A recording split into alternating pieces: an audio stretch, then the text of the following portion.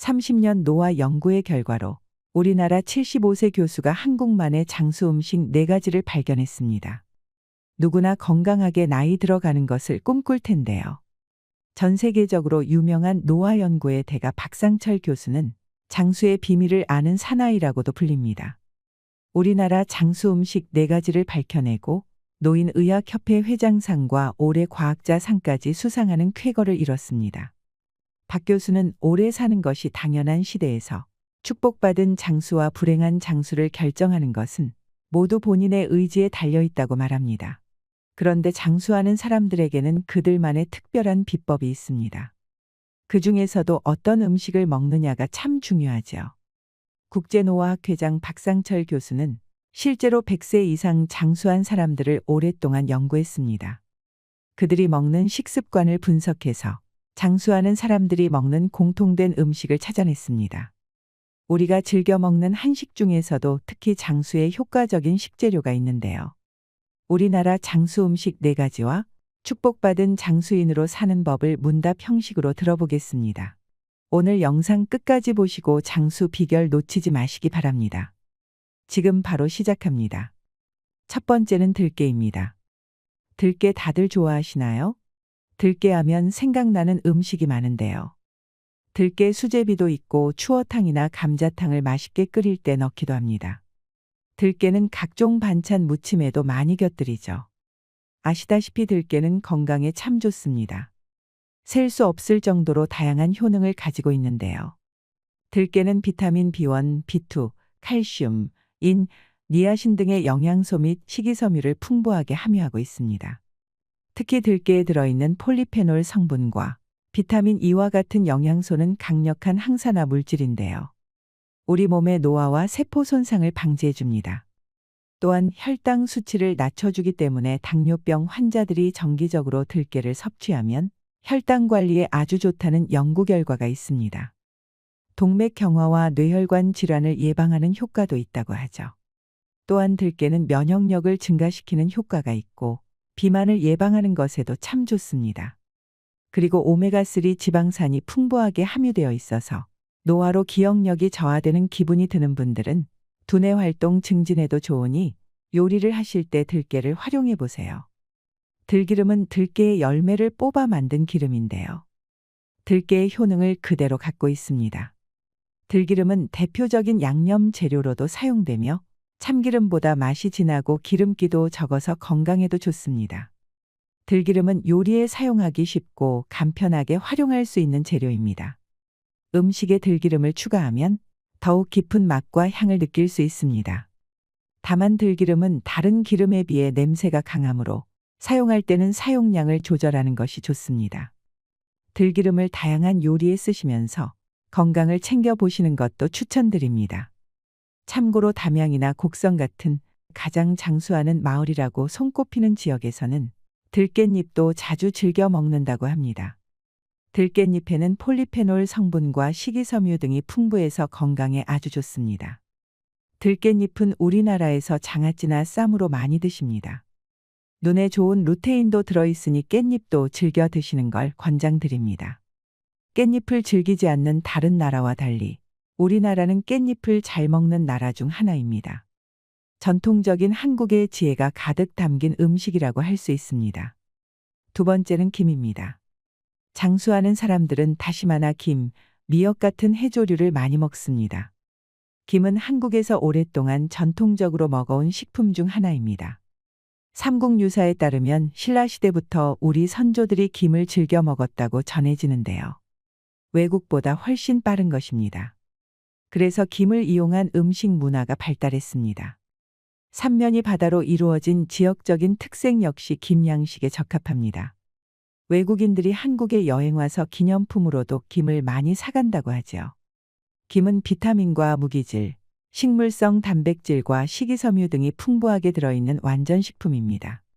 또한 칼슘이나 철분, 마그네슘 등이 풍부하게 함유되어 있어 뼈 건강에도 좋습니다. 그리고 김은 비타민 B12의 대체 식품 중 하나인데요. 비타민 B12는 인체에 매우 중요한 물질인데 혈구 생성에 필요하며 신경계 작용에 있어서도 필수적인 역할을 합니다. 비타민 B12가 결핍되면 노인일 경우 인지 기능이 현격히 떨어지게 되고 각종 신경정신적 증세가 나타날 수 있습니다. 또한 김은 비타민 C와 비타민 E도 함유하고 있습니다. 비타민 C는 항산화 작용을 통해 면역력을 강화시켜주고 철분이 잘 흡수되도록 돕는 역할을 합니다. 또한 김에 함유되어 있는 동백꽃 색소질인 피코시아닌은 항산화 성분으로 강한 항산화 효과를 발휘하여 암 예방에도 효과적입니다. 당뇨병을 앓고 계신 분들의 경우 드시는 약으로 인해 비타민 B12의 흡수가 방해되어 영양 부족을 겪기 쉬운데요. 신경병증이 발생하면 손끝이나 발끝이 저리는 느낌이 생깁니다. 이럴 때 꼭 섭취해 주셔야 하는 음식이 바로 김입니다. 그리고 김은 고단백질 음식으로도 유명한데요. 김에 단백질이 많다는 사실을 모르시는 분들이 많습니다. 소고기의 단백질 함유량이 100g당 25%인 데에 비해서 김에 들어있는 단백질 함량은 35%나 됩니다. 소고기보다 김에 단백질이 많다는 사실 아셨나요? 김 5장이면 달걀 하나에 들어있는 단백질을 섭취하는 것과 같다고 하니 건강관리를 위해 섭취하시면 좋겠습니다. 그리고 김을 섭취하실 때는 기름과 함께 섭취하는 것이 좋습니다. 김에 함유되어 있는 건강에 좋은 영양소들을 효율적으로 흡수하기 위해서입니다. 김은 단독으로 섭취하면 몸에서 잘 흡수되지 못한다는 단점이 있습니다. 김을 드실 때 참기름이나 들기름에 간장을 넣어 찍어 드시는 걸 추천드립니다. 세 번째는 나물입니다. 채소에는 항산화 물질과 세포 돌연변이를 억제하는 성분이 가득 들어 있습니다. 과일에는 항산화 물질은 많지만 돌연변이 억제 성분은 적었다고 하는데요. 그런 면에 있어서는 채소가 과일보다 더 몸에 좋다고 할 수 있겠죠. 보통 채소를 익히지 않고 먹어야 영양 성분도 덜 파괴돼서 좋다고 생각하시는 분들이 많은데요. 무조건 그렇지는 않습니다. 우리가 나물을 데쳐 먹으면 그만큼 부피가 줄어들어서 생으로 먹는 것보다 훨씬 더 많은 양의 채소를 섭취할 수 있기 때문이죠. 연구에 따르면 영양소가 조금 파괴되더라도 충분한 양의 채소를 먹는 것이 더 이롭다고 합니다. 그래서 한국인들이 나물 무침을 만들어 먹는 것은 현명한 것입니다. 또한 채소에는 질산염이 들어있는데요. 이 질산염이 체내에 들어오면 아질산염으로 바뀌면서 발암물질을 만들 수 있습니다. 그래서 질산염을 줄이는 것이 참 중요한데요. 채소를 데쳐서 먹는 것이 질산염을 50% 이상 낮추는 방법이 될 수 있습니다. 네 번째 장수 음식은 발효식품입니다. 한국인의 발효식품 하면 가장 먼저 떠오르는 음식이 있으신가요? 저는 김치가 생각나는데요. 김치뿐만 아니라 된장이나 고추장, 간장도 있습니다. 한국인의 밥상에서 이 네 가지는 빼놓을 수 없는 식재료인데요. 이 발효식품에 들어있는 미생물은 우리 몸에 들어와서 장내에 유익한 미생물을 증식시키고 안 좋은 세포들의 번식을 억제합니다. 발효식품에 있는 유산균은 소화기관에도 좋은 영향을 주지요. 바이러스 감염 예방 같은 면역력 증가에 큰 도움이 됩니다. 앞서 말씀드렸다시피 한국에서 장수하는 사람들의 공통점은 혈중 비타민 B12 수치가 정상이라는 점입니다. 이것의 핵심 비결은 바로 발효식품 섭취입니다. 미생물을 연구하는 김혜성 박사도 발효식품의 긍정적인 효과를 강조합니다. 우리나라의 된장이나 일본의 나또의 경우 미생물의 작용으로 만들어지는데요. 콩으로부터 생성되는 고초균에 주목해야 합니다.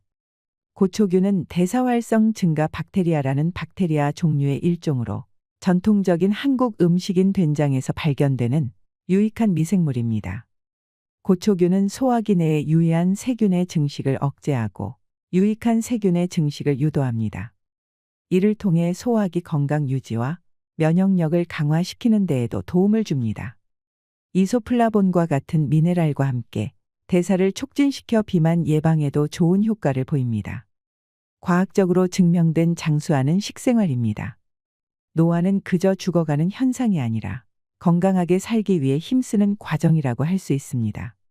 나이가 들어갈수록 여기저기 몸이 고장나고 아픈 것은 당연하지만 어떻게 관리하고 극복해 나가느냐에 따라 우리의 남은 생이 훨씬 더 행복할 수 있습니다. 노년기에는 아픈 사람이 많고 이 때문에 장수를 마냥 축복으로 받아들이기 어렵다는 인식이 있습니다. 아픈 곳이 많은 노년기에는 어떤 삶을 살아야 할까요? 흔히 나이가 든 사람 중에는 아픈 사람이 많다고 생각합니다. 하지만 고령화가 빠르게 진행되면서 노인 숫자가 급증했고, 이에 따라 실제로 노인 중에는 아픈 사람보다 건강한 사람의 비중이 훨씬 높아지고 있습니다. 70, 80대에도 건강하게 팔팔하게 사는 사람이 많은 것입니다. 따라서 70이 넘으면 아픈 데가 많아질 텐데 걱정이다 해서 70대에 내가 할 일이 무엇일까로 생각을 바꾸는 것이 좋습니다. 나이가 들어도 일상생활을 그대로 유지해야 합니다. 늙는다는 것은 죽기 위한 변화가 아닙니다. 생존을 위한 변화라고 봐야 합니다. 나이가 들었다고 포기하지 말고 생명이 허락되는 날까지 최선을 다해서 살아가는 자세가 필요합니다. 대부분 나이가 드는 것을 부정적으로 생각합니다. 시작이 아니라 끝을 향해 가고 있다고 인식하고요. 나이가 드는 자연적인 현상을 어떻게 받아들이는 게 좋나요? 늙었다는 것은 누가 결정할까요? 50대까지는 젊고 60대부터는 늙은 걸까요? 아니면 60대까지는 젊고 70대부터는 늙은 걸까요? 늙음은 내가 결정하는 것입니다. 나의 선택입니다. 나이가 몇 살인지는 중요하지 않습니다. 작년보다 혹은 지난달보다 뭔가를 잘하게 됐으면 더 잘한 것이지 더 늙은 게 아니지요. 반면에 나는 늙어서 못한다고 포기해버리면 늙음이 되는 것입니다. 우리 스스로 나이 듦을 부정적으로 보는 시각을 바꿀 때 건강하고 당당한 장수 문화가 시작됩니다. 건강하고 당당하게 나이 드는 방법이 궁금합니다. 노년기에는 생활 속에서 어떤 원칙을 지키며 살아야 할까요? 건강한 장수를 위한 기본 원칙으로 3가지를 강조하고 싶습니다. 첫 번째는 하자입니다. 뭐든지 해야 합니다. 나는 나이가 많아서 못한다. 나는 기운이 없어서 못한다고 하지 말고 자신이 할 수 있는 일을 찾아서 해야 합니다. 두 번째는 주자입니다. 예전의 노인은 가족이나 이웃의 도움이 필요한 사람이었습니다. 이제는 독립적으로 살면서 가진 것을 나눠주는 사람이 되어야 합니다. 재능을 나눠주는 것도 좋습니다. 능동적인 나눔이 꼭 필요합니다. 세 번째는 배우자입니다. 계속 공부해야 합니다. 세상은 격변하고 있고 변화를 따라가야 합니다. 지금 세상은 나와 상관없는 세상이라고 외면하고 눈과 귀를 막아버리면 안 됩니다. 새로운 것이 있다면 열심히 배워야 합니다. 건강한 장수를 위한 기본 원칙 3가지를 일상에서 어떻게 적용할 수 있을까요? 건강하게 오래 사는 사람들을 관찰하고 연구하면서 몇 가지 공통점을 찾게 되었습니다. 이를 바탕으로 만든 100세를 준비하는 행동 강령 8조목을 소개합니다. 1조목은 움직이자입니다. 움직인다는 것은 절대적으로 중요합니다. 가만히 있어서는 안 됩니다. 노동을 하고 운동을 하고 집안일을 하면서 몸을 계속 써야 합니다. 2조목은 마음을 쏟자입니다. 늙었다고 주변 사람에게 세상 돌아가는 일에 무관심해지지 말아야 합니다. 특히 변화하는 것에 마음을 써야 합니다. 3조목은 변화에 적응하자입니다. 왕년에는 얼마나 잘 나갔는지를 과시하면서 그때의 생각에서 벗어나지 못하면 현재에 적응하지 못합니다. 과거에 머물지 말고 변화에 집중해야 합니다. 4조목은 절제하자입니다. 절대 무리해서는 안 됩니다. 아직 젊다고 체력을 과시하는 것도 금물입니다. 과음, 과식은 자제해야 하고 운동도 강도를 조절해야 합니다. 사람을 사귀는 것도 절제가 필요한 시점입니다. 5조목은 나이 탓하지 말자입니다. 나이는 탓할 게 아닙니다. 무엇을 할지 말지는 나이가 결정하는 것이 아닙니다. 내가 결정하는 겁니다. 6조목은 남 탓하지 말자입니다. 남에게 도움을 요청하기보다는 내가 해야 합니다. 또 이런저런 눈치를 볼 필요가 없습니다. 그동안 하고 싶었던 일을 실컷 해도 됩니다. 7조목은 어울리자입니다. 나이가 들면 혼자 있지 말고 어울려야 합니다. 다가오기를 기다리지 말고 먼저 마음을 열고 다가가는 용기도 필요합니다. 외로움은 마음의 병을 부르게 됩니다. 8조목은 규칙적으로 살자입니다. 100세 어르신을 보면 대부분 규칙적으로 사는 것을 확인할 수 있습니다. 특히 식사 시간은 꼭 지킵니다. 나이가 들수록 생체 리듬이 깨지지 않도록 노력해야 합니다. 상대적으로 시간적인 여유가 생기는 노년에는 운동을 하며 시간을 보내는 경우가 많습니다.